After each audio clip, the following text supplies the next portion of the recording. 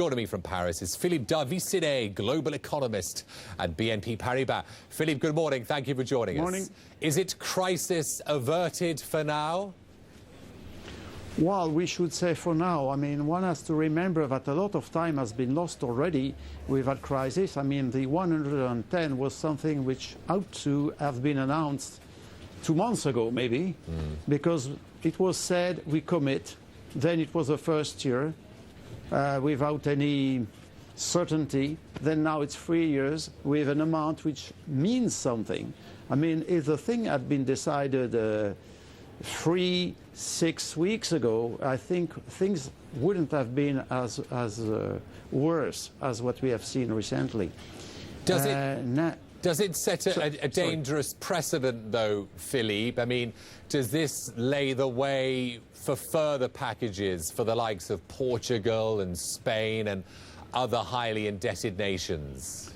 Well, I will say two things. First of all, Greece is a sort of a special case because not only does it have a higher debt from the beginning relative to its GDP, but also we have all this track record in cheating, uncertainty, etc., which makes it a bit different from the others to begin with. Second, we have seen that in other fields, but also in the field of fiscal consolidation. You, unfortunately, need a crisis to finally decide something.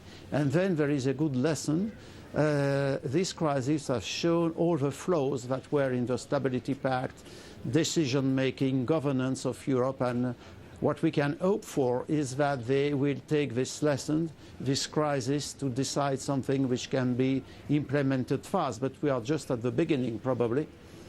The other big announcement today, Philippe, was the ECB changing its collateral rules for Greek banks. Should this come as a surprise at all?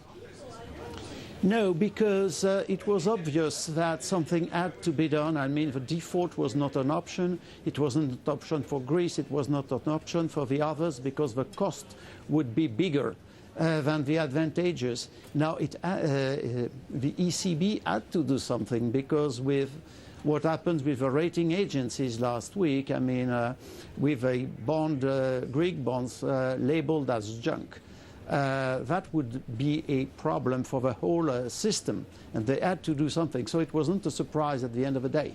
I mean, if other nations are downgraded to junk as well, do you expect the ECB to flout rules for those national banks too? Yeah, probably.